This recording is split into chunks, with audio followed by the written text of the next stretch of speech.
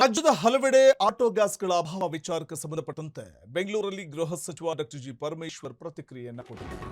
ರಾಜ್ಯದ ಹಲವೆಡೆ auto ಗ್ಯಾಸ್ಗಳ ಅಭಾವದಿಂದಾಗಿ auto ಚಾಲಕರು ಪರಿತಪಿಸುವಂತಹ ಪರಿಸ್ಥಿತಿ ನಿರ್ಮಾಣ ಆಗಿದೆ. ಕಿಲೋಮೀಟರ್ ಗಟ್ಟಲೆ ಆಟೋಗಳನ್ನು ನಿಲ್ಲಿಸಿಕೊಂಡು ಆಟೋ ಗ್ಯಾಸ್ ಫಿಲ್ ಮಾಡಿಸ್ಕೊಳ್ಳಿಕ್ಕೋಸ್ಕರ ಗ್ಯಾಸ್ ಟ್ಯಾಂಕ್ ಬಳಿ ಅಥವಾ ಈ ಸಾಮಾನ್ಯವಾಗಿ ನಾವು ಗಮನಿಸ್ತಾ ಹೋಗಬಹುದು.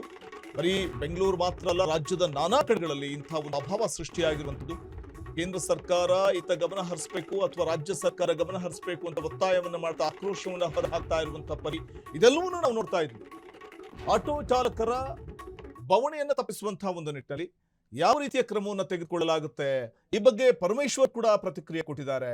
ಕೇಂದ್ರಕ್ಕೆ ರಾಜ್ಯ ಸರ್ಕಾರದಿಂದ ಪತ್ರ ಬರೆದಿದ್ದೇವೆ, ನಮಗೆ ಕೊಡಬೇಕಾದ ಸಿಲಿಂಡರ್ ಪೂರೈಕೆ ಮಾಡಬೇಕು ಅಂತ ಹೇಳಿದೀವಿ ಅಂದಿದ್ದಾರೆ ಪರಮೇಶ್ವರ್.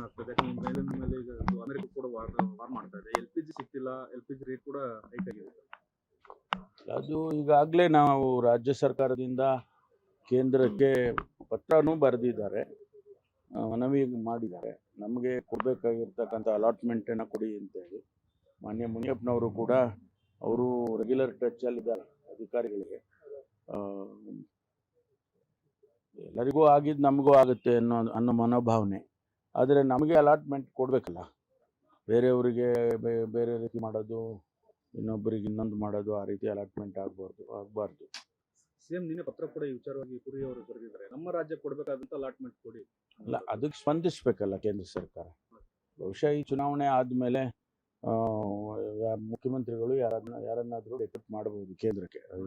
ಮುನಿಯಪ್ಪನವ್ರನ್ನ ಮತ್ತು ಅಧಿಕಾರಿಗಳನ್ನ ಡೆಪ್ಯೂಟ್ ಮಾಡಿ ಅವ್ರ ಜೊತೆ ಚರ್ಚೆ ಮಾಡಿ ಸಾಲ್ವ್ ಮಾಡೋದಕ್ಕೆ ಪ್ರಯತ್ನ ಮಾಡ್ತಾರೆ ಅಂತ ಅನ್ಕೊಳ್ತೀನಿ. ಸರ್, ಇದು ಒಂದ್ ರೀತಿ ಅನಧಿಕೃತ ಲಾಕ್ಡೌನ್ ರೀತಿಯಲ್ಲಿ ವಾತಾವರಣ ಆಗ್ತದೆ. ಮೇಲಿನ ಈಗ ಅಮೆರಿಕ ಕೂಡ ವಾರ್ ಮಾಡ್ತಾ ಇದೆ. LPG ಸಿಕ್ಕಿಲ್ಲ, LPG ರೇಟ್ ಕೂಡ ಹೈಕ್ ಆಗಿದೆ.